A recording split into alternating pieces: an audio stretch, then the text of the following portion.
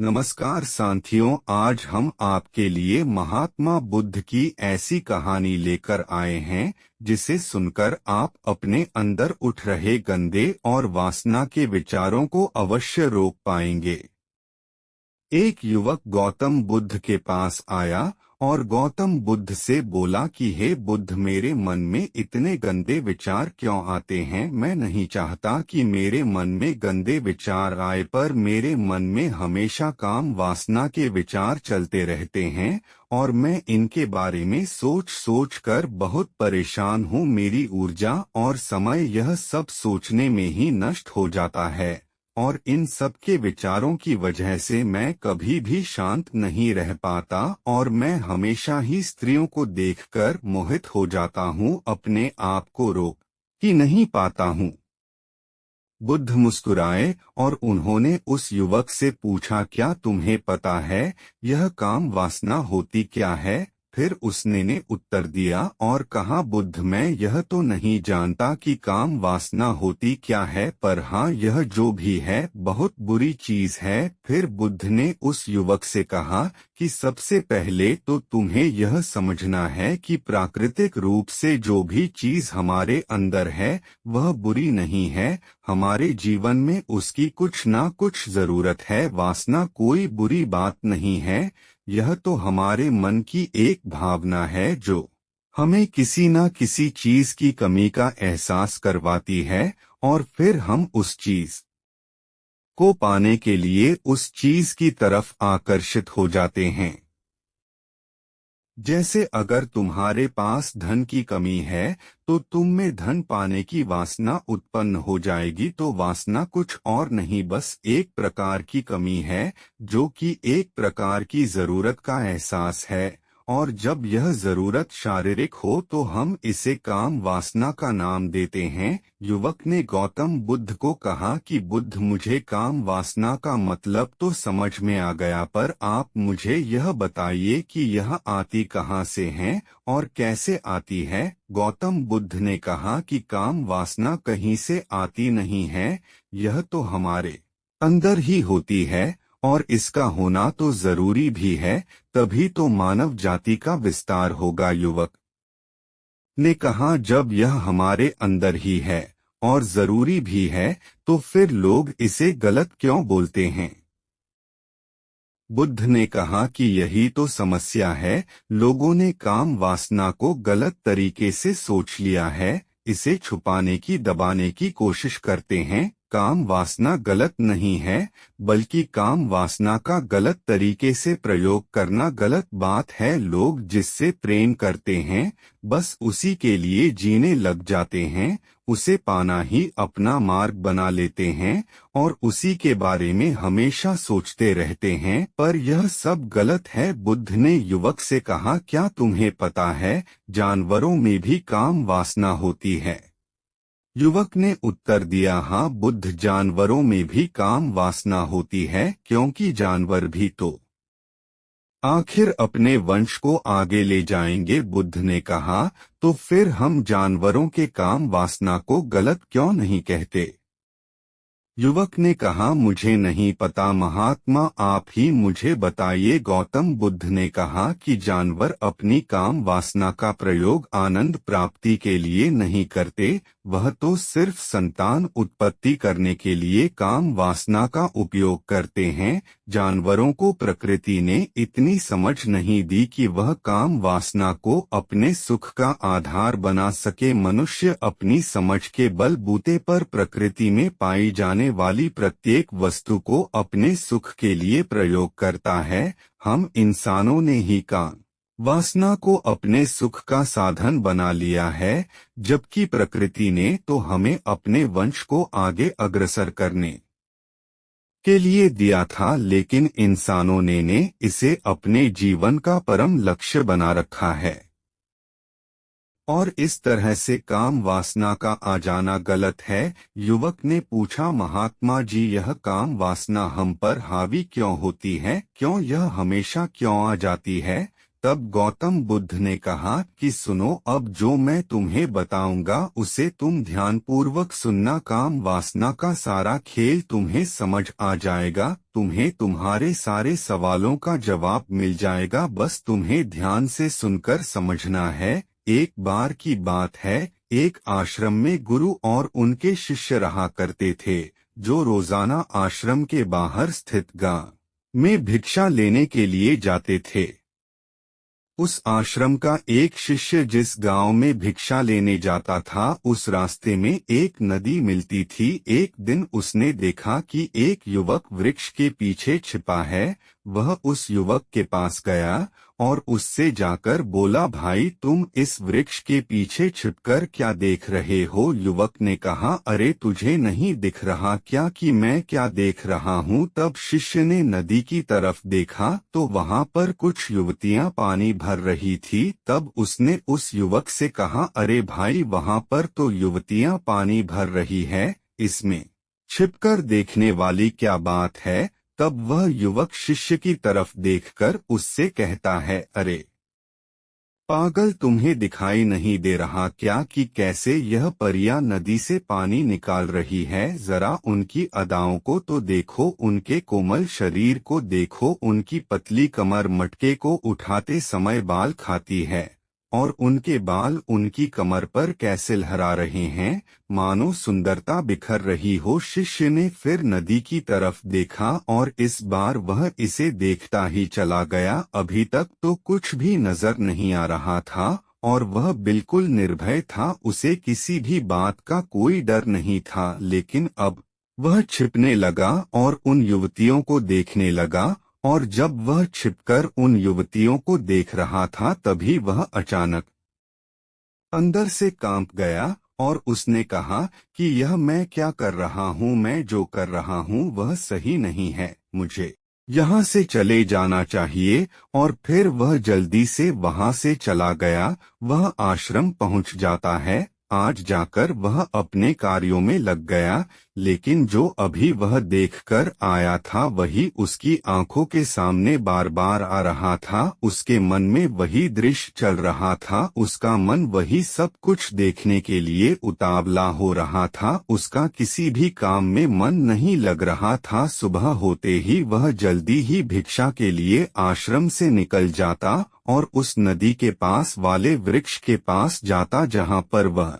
युवक पहले से मौजूद रहता था। उसके साथ मिलकर युवतियों को छुप छुप कर देखता था। अब वह रोज ऐसा करने लग गया, यह उसके रोज का काम हो गया। अब उस शिष्य का मन किसी भी काम में नहीं लगता था, वह हमेशा ही किसी न किसी प्रकार के विचार में उलझा रहता। वह आश्रम के कार्यों को भी ठीक तरीके से नहीं कर रहा था, ना वह ठीक से सो पाता था, ना वह ठीक से खाना खा पाता था। उसका मन बेचैन सा रहता था, उसका मन बार बार उन युवतियों के सौंदर्य को देखने के लिए लालायित होता रहता था। जब गुरु दीक्षा देते तब भी उसका मन कहीं और विचारों में खोया रहता था। गुरु ने अपने शिष्य की इन हरकतों को भांप लिया था।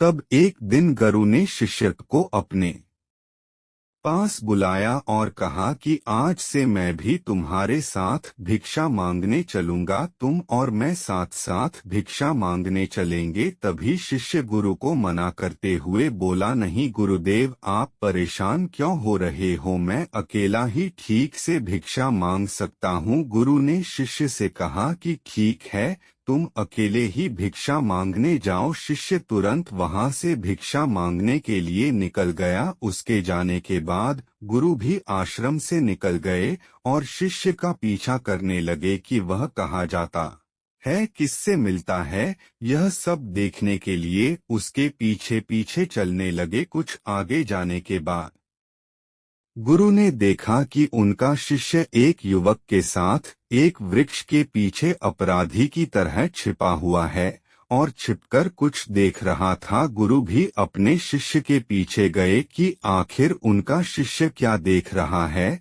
जिसे देखने के लिए वह वृक्ष के पीछे अपराधियों की तरह छिपा हुआ है। गुरु ने देखा कि उनका शिष्य वृक्ष के पीछे छुपकर युवतियों को देख रहा था जो कि नदी से पानी भर रही थी। तभी गुरु ने शिष्य को कहा कि तुम क्या देख रहे हो। अपने गुरु की आवाज सुनकर वह शिष्य घबरा गया और उसके पसीने छूटने लगे। वह थर-थर कांपने लगा जैसे किसी चोर को चोरी करते समय रंगे हाथों धर लिया हो। उसकी हालत खराब हो गई। वह कुछ भी नहीं बोल रहा था। उसके मुंह से कुछ टूटे फूटे शब्द ही बाहर निकल रहे थे। वह अपने गुरु से नजर भी नहीं मिला पा रहा था। गुरु ने शिष्य की तरफ देखा और कहा कि रा शिष्य तो निर्भय था, उसे तो किसी भी चीज का डर नहीं था, लेकिन यह क्या, तुम तो डर के मारे कांप रहे हो। शिष्य ने गुरु से कहा कि मुझे माफ कर दो गुरुदेव, मेरा इसमें कोई दोष नहीं है। उस युवक ने मुझे बहका दिया था, लेकिन आपसे मैं वादा करता हूँ कि आज के बाद मैं ऐसा कभी दोबारा नहीं करूँगा। मुझे माफ कर दो। गुरु ने शिष्य से कहा कि कोई बात नहीं, पर इस बात का तुम ध्यान रखना कि हम जैसी संगति करते हैं वैसा ही फल हमें प्राप्त होता है। उसके विचार हमारे अंदर प्रवेश करते, इसीलिए अच्छी संगति करो जिससे तुम्हारे अंदर अच्छे विचारों का प्रवेश हो। फिर गुरु और शिष्य आश्रम लौट आए और फिर से आश्रम के कार्यों पर ध्यान देने लगे। उसने उस रास्ते को त्याग दिया और दूसरे रास्ते से जाने लगा। वह अपने काम को ध्यान से करता, लेकिन धीरे धीरे उसके अंदर क्रोध उत्पन्न हो गया और फिर वह दूसरों पर क्रोध करने लगा और बेचैन रहने लग गया। अब वह सही समय पर भोजन भी नहीं करता था, वह भोजन भी बहुत कम खाता था। एक रात गुरु शिष्य के पास आए और उसे बोले कि अब तक तुम कितनी बार अपने वादे से मुकर चुके हो। यह सुनकर शिष्य अपने गुरु के चरणों में गिर गया और रोने लगा। रोते रोते कि उसने गुरु से कहा कि गुरुदेव, मैं कई बार अपना वादा भूला हूँ, फिर वादा कर लेता हूँ, लेकिन हर बार मैं वादा भुला देता हूँ। मेरा मन मेरे नियंत्रण में है ही नहीं। मैं बहुत कोशिश करता हूँ कि मैं अपने मन से सारे बुरे विचारों को निकाल डालूं, लेकिन मैं चाहकर भी ऐसा नहीं कर पा रहा हूँ। फिर गुरु ने शिष्य को कहा कि चलो मेरे साथ।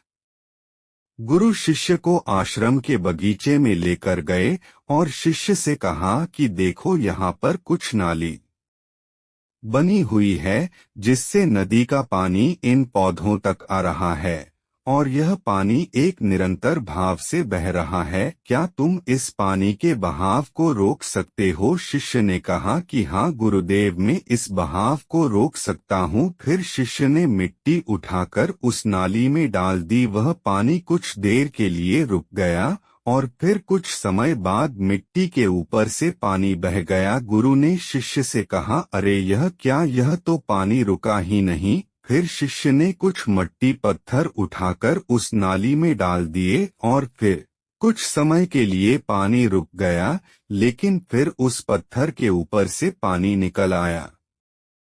फिर गुरु ने कहा कि यह क्या हुआ, पानी तो फिर से बह गया। तुम तो बोल रहे थे कि तुम इसे रोक दोगे। क्या हम किसी काम को रोकना चाहे तो क्या हम उसे रोक नहीं सकते? तब शिष्य ने कहा, कोई बात नहीं गुरुदेव, मैं इस पानी को तो आपको रोक के दिखाऊंगा। वह फिर से एक भारी सा पत्थर लेकर आया और उसे नाली पर डाल दिया और पानी रुक गया। तब गुरु से कहा कि देखा गुरुदेव, मैंने कहा था ना कि पानी को मैं रोक दूंगा।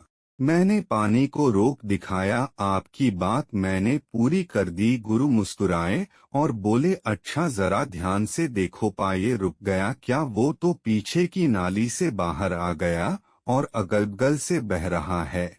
और ध्यान से देखो, इस पत्थर के आगे भी आ गया और यह पानी अपना रास्ता बदलकर फिर से आगे की तरफ बह जाएगा। और फिर कुछ देर बाद ऐसा ही हुआ। फिर गुरु ने शिष्य को समझाया कि तुम्हारे साथ भी तो ऐसा ही चल रहा है। तुम बार बार प्रयास कर रहे हो पर हर बार तुम्हारा प्रयास टूट रहा है और यह हमेशा टूटता ही रहेगा। तुम कितना भी मिट्टी पत्थर रख लो लेकिन पानी तो अपना रास्ता बना ही लेगा। यह सब देखकर शिष्य ने गुरु से कहा कि हे गुरुदेव, क्या कोई तरीका नहीं है जिससे मैं गंदे विचारों से बाहर निकल सकूं और यह मेरे मन में आए ही नहीं। गुरु शिष्य को एक नदी के पास ले गए जहां से उस बगीचे में पानी आ रहा था। गुरु ने शिष्य से कहा, वह पानी इसी नदी से जा रहा है। अगर हम यहीं से उस रास्ते को बंद कर दें जहां से पानी बगीचे में जा रहा है, अब क्या हम पानी को रोक नहीं सकते? शिष्य ने कहा कि हाँ गुरुदेव, अवश्य ऐसा हो सकता है। मैं इस पानी को यहीं से बंद कर देता हूँ, तब आगे की नाली में पानी जाएगा ही नहीं और फिर बगीचे में पानी जाएगा ही नहीं। फिर शिष्य ने नदी से जाने वाले रास्ते को बहुत मेहनत करके पत्थर और मिट्टी डाल डालक बंद कर दिया और गुरु से कहा कि गुरुदेव, मैंने पानी को बंद कर दिया है, अब यह पानी बगीचे में जाएगा ही नहीं। तब गुरु ने कहा कि अगर पानी बगीचे में नहीं जाएगा तो पौधों को पानी कहाँ से मिलेगा? उन पौधों को तो पानी की आवश्यकता है और उन पौधों में कुछ पौधे तो ऐसे हैं जिनको रोज पानी की आवश्यकता है, वह तो मुरझा कर मर ही जाएंगे, उनका क्या होगा? पानी तो हमें खोलना ही होगा। शिष्य ने गुरु की बात सुनकर वापस नदी से जाने वाले पानी का रास्ता खोल दिया। तब गुरु ने शिष्य से पूछा कि अगर हम इस नदी के पूरे पानी को बगीचे की तरफ कर दे तो क्या होगा? तब शिष्य ने जवाब दिया कि गुरुदेव, वहां पर जितने भी पौधे हैं वह गलत नष्ट हो जाएंगे, वहां पर कुछ नहीं बचेगा। फिर गुरु मुस्कुराए और बोले, तुम इस बात को समझो कि हमें किसी भी चीज को रोकना नहीं है, बस हमें हमेशा संतुलन बनाए रखना है। कम पानी से भी पौधे नष्ट होते हैं और ज्यादा पानी से भी पौधे नष्ट होते हैं। हमारा जीवन संतुलन से ही चलता है। गुरु ने शिष्य से कहा कि अगर मैं तुम्हें कहूं कि तुम आम के बारे में मत सोचो तो तुम्हारे मन में सबसे पहले किसका चित्र आएगा? शिष्य ने कहा कि गुरुदेव, मेरे मन में तो पहला चित्र आम का ही आएगा। गुरु ने कहा कि जब हम गंदे विचारों को जबरदस्ती रोकने का प्रयास करते हैं तो वह और मजबूती के साथ हमारे अंदर प्रवेश करते हैं, हमारे अंदर उठते हैं। इसीलिए हमें उन्हें कभी भी दबाने की कोशिश नहीं करनी चाहिए। फिर गुरु ने शिष्य को समझाते हुए कहा कि हमारे गंदे विचार बुरे लोगों की संगति करने की वजह से भी आते हैं। कई बार क्या होता है कि कामुकता हमारे अंदर होती नहीं है, लेकिन कुछ अश्लील लोगों के साथ रहने की वजह से यह हमारे अंदर हावी हो जाती है। फिर शिष्य ने कहा कि गुरुदेव, आप सही कह रहे हैं, मैं अपने मार्ग से भटक गया था। फिर वह शिष्य उस रात बहुत ही चैन की नींद सोया। सुबह अपने कार्यों को पूरे मन से किया और फिर सुबह वह भिक्षा लेने के लिए उसी रास्ते से गया जहां वह युवक आज भी वृक्ष के पीछे छुपकर उन युवतियों को देख रहा था। वह शिष्य नदी पर गया जहां वह युवतियां पानी भर रही थी। उसने उनसे पानी मांगा, उनमें से एक ने उसे पानी पिलाया और उस सन्यासी शिष्य के चरण छुए। शिष्य ने उसे आशीर्वाद दिया कि तुम्हारा कल्याण हो। उसका मन सकारात्मक ऊर्जा से भर गया, उसके चेहरे पर मुस्कान आ गई थी जैसे कि उसे कुछ खोया हुआ वापस मिल गया हो। वह वापस अपने रास्ते से जाने लगा। तभी पीछे से वह युवक आ गया जो वृक्ष के पीछे छुपा हुआ था। वह शिष्य के पास आया और बोला कि क्या बात है, आज तो तुमने नजदीक से दर्शन कर लिए, तुम तो मुझसे भी आगे निकले। तब शिष्य ने कहा कि हम हमेशा दूसरे के दर्शन करने में ही व्यस्त रहते हैं, अपने दर्शन कर ही नहीं पाते। तुम कब तक इस वृक्ष के पीछे छुपते रहोगे? किसी को पसंद कर लो, उससे बोल दो। अगर वह भी तुम्हें पसंद करती है तो शादी कर लो, और उससे पहले तुम कुछ बन जाओ। अपने आप को पहचान लो, ऐसे अपना समय बर्बाद मत करो। फिर वह युवक रोज उससे मिलने लगा, और उस युवक ने नदी पर जाना त्याग दिया। और फिर वह युवक अपने जीवन में कुछ बनने के लिए संघर्ष करने लगा। तो तुमने देखा संगति का असर क्या होता है। अपनी संगति बदलो, अपने विचार बदलो। बुद्ध ने युवक से पूछा कि क्या तुम्हें तुम्हारे सारे सवालों का जवाब मिल गया? तब युवक ने कहा कि हाँ महात्मा जी, आपका बहुत बहुत धन्यवाद। तब गौतम बुद्ध ने युवक से कहा कि जब तुम्हारे मन में गंदे विचार आए तब आप अपने आप को दोषी मत मानो, केवल उन विचारों में संतुलन बनाने का प्रयास करो और अपने आप को पहचानो। तो दोस्तों, आपको यह वीडियो कैसी लगी कमेंट करके जरूर बताएं, और अपने करीबी दोस्तों को और सगे संबंधियों को भी शेयर करें। धन्यवाद।